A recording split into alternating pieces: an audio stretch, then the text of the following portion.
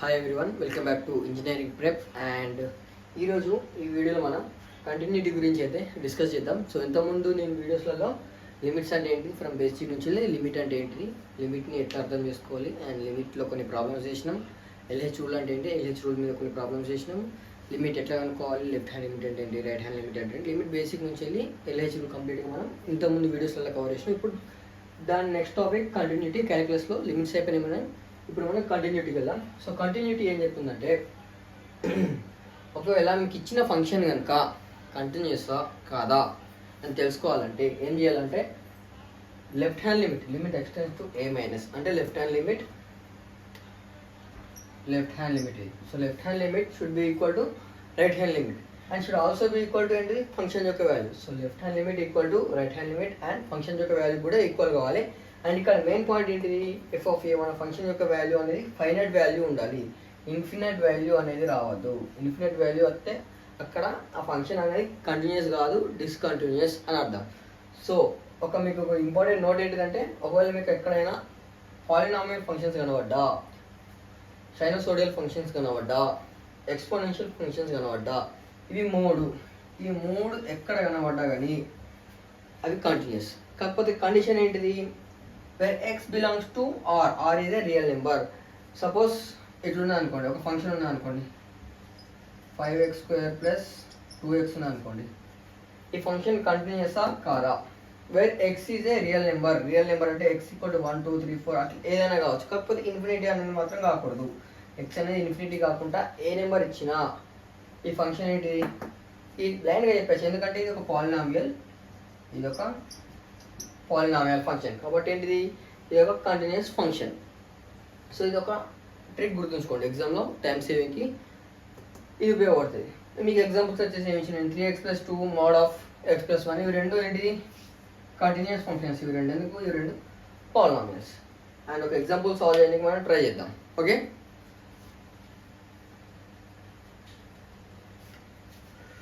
So ఇంకొకసారి left hand limit equal to right hand limit. ఇక్కడ వరకు ఉంటే మనం ఏమంటాం, ఓన్లీ ఇక్కడ వరకే ఉంటే మనం ఏమనుకున్నాం ఇంతకుముందు వీడియోస్లలో, ఫంక్షన్ అనేది ఏంటిది, ఫంక్షన్ యొక్క లిమిట్ ఎగ్జిస్ట్. ఇక్కడ దాకా ఉంటే left hand limit equal right hand limit ఉంటే లిమిట్ ఎగ్జిస్ట్ అనుకుంటాం. అదే ఒకవేళ ఫంక్షన్ యొక్క వాల్యూ కూడా ఈక్వల్ అయింది అనుకోండి, అండ్ ఆ ఫంక్షన్ యొక్క వాల్యూ అనేది ఫైనైట్ వాల్యూ అంటే ఇన్ఫినిటీ కాకుండా ఏ వాల్యూ వచ్చినా మనం ఏమంటాం, ఆ ఫంక్షన్ అనేది కంటిన్యూస్. సో ఒక ఎగ్జాంపుల్ ద్వారా సాల్వ్ చేద్దాం మనం. సో ఇదే ఎగ్జాంపుల్ తీసుకుందాం. ఓకే,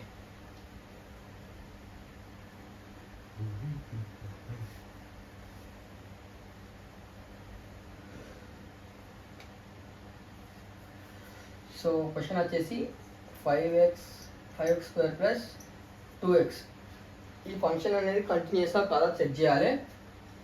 ఎట్ x = 1 దగ్గర ఈ ఫంక్షన్ అనేది కంటిన్యూస్గా కాదా.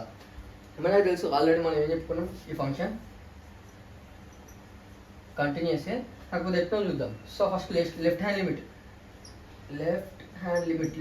చేసి చూద్దాం. లెఫ్ట్ హ్యాండ్ లిమిట్ ఏం చెప్పింది, ఎట్లా అనుకోవాలి, limit x tends to 1 minus left hand limit ఇంత కదా.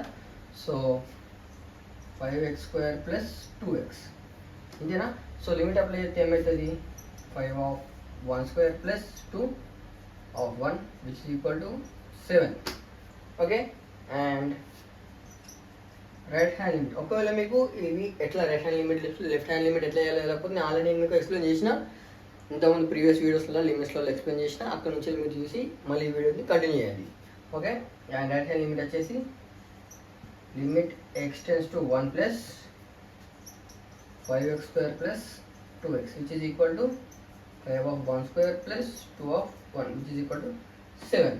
అండ్ ఇప్పుడు ఫంక్షన్ యొక్క వాల్యూ ఏంటిది, f(1) వచ్చేది ఏంటిది, 5/1² + 2/1 which is equal to 7. So ఇప్పుడు మీరు చూడండి, left hand limit right hand limit and నా f of a. ఇక్కడ నుంచి నేను ఏమని చెప్పచ్చు, left hand limit is equal to right hand limit which is also equal to function యొక్క వాల్యూ. సో ఇది ఇంపార్టెంట్. అండ్ ఇక్కడ మీరు చూసినట్లయితే ఫంక్షన్ యొక్క వాల్యూ ఏమొచ్చింది, 7 వచ్చింది. సో ఈ మూడు constant value say which is finite value. Okay, so ఈ ఎఫ్ ఆఫ్ ఏ వచ్చేసి నాకు ఫైనైట్ వాల్యూ వచ్చింది. సో ఇప్పుడు నేను ఏం చెప్పొచ్చు, 5x² + 2x is a continuous function. అర్థమైందా? సో ఇట్లా మనం కంటిన్యూటీని చెక్ చేద్దాం.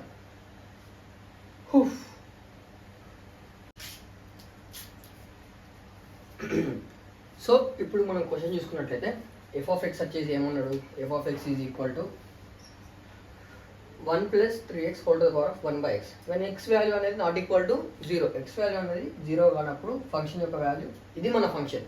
అండ్ ఎప్పుడైతే ఎక్స్ వాల్యూ 0 అవుతుందో మన ఫంక్షన్ వచ్చేసి ఈ క్యూబ్. ఏమన్నాడు, డిస్కస్ కంటిన్యూటీ అంటే x equal to 0, x equal to 0 దగ్గర కంటిన్యూటీని డిస్కస్ చేయమన్నాడు. సో ఇది మనం ఎక్స్ ఈక్వల్ టు 0 దగ్గర ఈ ఫంక్షన్ అనేది కంటిన్యూసా డిస్కంటిన్యూసా లేకపోతే ఏంటిది అన్నది మనం చెక్ చేసి చూద్దాం. సో ఫస్ట్ వచ్చేసి లెఫ్ట్ హ్యాండ్ లిమిట్ వచ్చేసి ఏంటిది, limit x tends to 0 minus 0 దగ్గర చెక్ చేయమని 0 మైనస్. సో 0 మైనస్ కాబట్టి not equal to 0, 0 minus is not equal to 0. మనం బేసిక్స్లోకి వెళ్తే ఏంటిది, ఇక్కడ 0 ఉంటుంది, 0 మైనస్ అంటే ఎక్కడ, సమ్వేర్ హియర్, 0 కన్నా కొంచెం చిన్న. సో 0 మైనస్ అంటే which is not equal to 0 కాబట్టి మనం ఏం తీసుకుంటాం ఫంక్షన్ ఇది. So limit x tends to 0 minus 1 + 3x whole to the power of 1/x. So ఇప్పుడు లిమిట్ అప్లై చేస్తే 0 ఇక్కడ పెట్టేస్తే 0. సో 1 పవర్ ఇన్ఫినిటీ వస్తుంది. సో 1 పవర్ ఇన్ఫినిటీ వస్తే నేను ఏం చెప్పినా ఇది వచ్చేసి మనకు టైప్ 3 ఏంటిది, ఇండిటర్మినేట్ ఫామ్ ఐడియా రాస్తున్నాం. సో టైప్ 3 ఇండిటర్మినేట్ ఫామ్ మనం చదువుకున్న దాని ప్రకారం. సో టైప్ 3 ఇండిటర్మినేట్ ఫామ్ అయితే నేను షార్ట్ కట్ ఏం చెప్పిన, ఆన్సర్ వచ్చేసి e⁻t. ఆన్సర్ వచ్చేసి e⁻t which is equal to e⁻t. Value ఎట్లా అనుకోవాలి, t is equal to limit x tends to 0 f of x minus 1 into g of x which is equal to 1 + 3x upon 1/x which is equal to minus 1 into 1 cancel అయిపోతుంది, x cancel which is equal to 3. t value వచ్చేసి ఎంత వచ్చింది మనకి, t equal to 3 వచ్చింది. So e⁻t కాబట్టి e⁻3. So limit x tends to left hand limit, సింపుల్గా left hand limit యొక్క value ఎంత వచ్చింది, e⁻3. సేమ్ అట్నే రైట్ హ్యాండ్ లిమిట్ ఇద్దాం. రైట్ హ్యాండ్ లిమిట్ వచ్చేసి ఏంటిది, limit x tends to 0 plus అయినా కానీ మనకి ఇప్పుడు ఫంక్షన్ యొక్క వాల్యూ ఏంటిది, ఏ ఫంక్షన్ కన్సిడర్ చేసుకోవాలి, ఇదే చేసుకోవాలి. ఎందుకంటే ఈ ఫంక్షన్ మనం ఎప్పుడు కన్సిడర్ చేయాలి, ఓన్లీ 0 అప్పుడు మాత్రమే. సో 0 ప్లస్కి ఈ ఫంక్షన్ కన్సిడర్ చేసుకున్నాం. So 1 + 3x whole to the power of 1/x. So మళ్ళీ 0 పెడితే ఏమొచ్చింది, మళ్ళీ 1 పవర్ ఇన్ఫినిటీ వస్తుంది. సో ఆన్సర్ వచ్చేసి ఏంటి, దీన్ని కూడా బ్లైండ్గా రాసేయచ్చు, ఈ క్యూబ్. దీని ఆన్సర్ వచ్చేసి కూడా రైట్ హ్యాండ్ లిమిట్ కూడా. సో రైట్ హ్యాండ్ లిమిట్ వచ్చేసి ఏంటిది, e⁻3. అండ్ f(0) వాల్యూ ఇద్దాం. f(0) అయితే x = 0 వాల్యూ ఎంత ఇచ్చింది మనకు డైరెక్ట్గా, ఈ క్యూబ్ డైరెక్ట్ ఇచ్చింది. So left hand limit is equal to right hand limit which is equal to f(a) which is equal to ఎంత, ఈ క్యూబ్. నా లెఫ్ట్ హ్యాండ్ లిమిట్ ఈ క్యూబ్, రైట్ హ్యాండ్ లిమిట్ వచ్చేసి ఈ క్యూబ్ వచ్చేసింది. అండ్ ఫంక్షన్ యొక్క value కూడా ఎంత ఇచ్చిండు, ఈ క్యూబ్ ఇచ్చిండు. సో మనం దీన్ని ఏమని చెప్పచ్చు, it is a continuous function. So ఈ ఫంక్షన్ అనేది కంటిన్యూస్. సో కంటిన్యూటీ ఎట్లా చెక్ చేయాలో అర్థమైంది కదా. సో ఇప్పుడు మనం డిస్కంటిన్యూటీ అంటే ఏంటిదో డిస్కస్ చేద్దాం. ఇట్లా స్టార్ట్ చేద్దాం. డిస్కంటిన్యూటీ అంటే ఏంటిది ఇది చెప్తా ఫస్ట్. ఇంతకుముందు మనం కంటిన్యూటీలో చూసినట్టు left hand limit is equal to right hand limit which is also equal to function యొక్క వాల్యూ. ఇట్లుంటే మనం ఏం చెప్పినాం, ఫంక్షన్ ఈజ్ కంటిన్యూస్ అన్నాం. ఒకవేళ left hand limit is not equal to right hand limit అయినా ఆర్ రైట్ హ్యాండ్ లిమిట్ అనేది left hand లిమిట్కి ఈక్వల్ కాకుండా left hand limit right hand లిమిట్కి ఈక్వల్ కాకుండా లేదా ఇవి రెండు ఫంక్షన్ యొక్క వాల్యూకి ఈక్వల్ కాకుండా left hand limit is not equal to function యొక్క వాల్యూ లేదా right hand limit is not equal to function యొక్క వాల్యూ అయినా లేదా ఇవి ఈ రెండు ఈ మూడు ఈక్వల్ కాకపోయినా మనం ఏమంటాం సింపుల్గా ఫంక్షన్ ఈజ్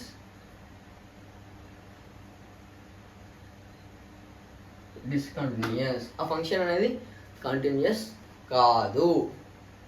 సో డిస్కంటిన్యూటీ అర్థమైందా? సో దీన్ని మనం ఎట్లా సాల్వ్ చేయాలి, ఏమేమి టైప్ ఆఫ్ డిస్కంటిన్యూటీస్ ఉన్నాయి, టైప్ 1 అంటే ఏంటి, టైప్ 2 అంటే ఏంటిది, రిమూవబుల్ ఏంటిది, నాన్ రిమూవబుల్ డిస్కంటిన్యూటీ ఏంటి అనేది ఇప్పుడు మనం డిస్కస్ చేద్దాం. సో డిస్కంటిన్యూటీలో టైప్ 1 వచ్చేసి ఏంటిది, టైప్ 1 మళ్ళీ రెండు రకాలు ఉంటాయి.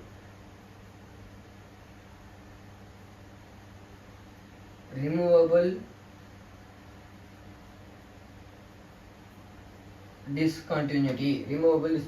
సో రిమూవబుల్ డిస్కంటిన్యూటీ అంటే ఏంటిది, left hand limit is equal to right hand limit but which is not equal to function యొక్క వాల్యూ. లెఫ్ట్ హ్యాండ్ లిమిట్ అనేది రైట్ హ్యాండ్ లిమిట్కి ఈక్వల్ ఉంటాయి, కాకపోతే ఆ ఫంక్షన్ వాల్యూ అనేది లెఫ్ట్ హ్యాండ్ లిమిట్ లేదా రైట్ హ్యాండ్ లిమిట్కి ఈక్వల్ కాదు. సో వీటిని మనం ఏమంటాం, రిమూవబుల్ డిస్కంటిన్యూటీ అంటాం, which comes under type 1. And ఇంకొకటి non removable discontinuity. Non removable discontinuity అంటే ఏంటిది, ఒకవేళ నా లెఫ్ట్ హ్యాండ్ లిమిటే not equal to right hand limit అయింది అనుకోండి, left hand limit is not equal to right hand limit, ఇవి రెండే ఈక్వల్ కాదనుకోండి, సో మనం ఏం చెప్పచ్చు, it is not removable discontinuity.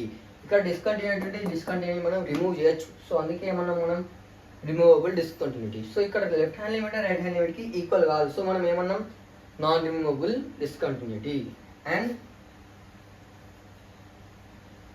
Type 2 వచ్చేసి మనం ఏమంటామంటే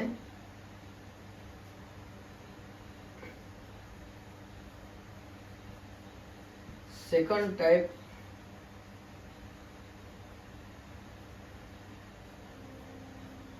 టైప్ డిస్కంటిన్యూటీ అంటారు దీన్నే. సో ఒకవేళ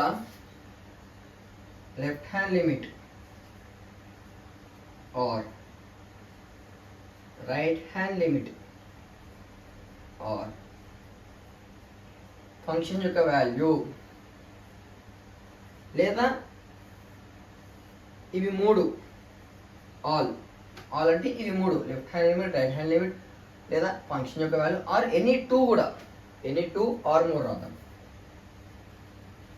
any two or all of them.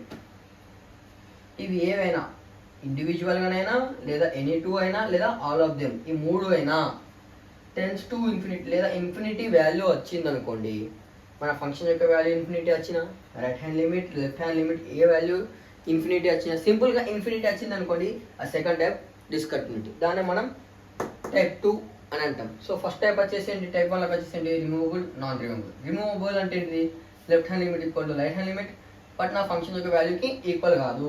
Non removable discontinuity అంటే ఏంటిది, left hand limit is equal to left hand limit is not equal to right hand limit.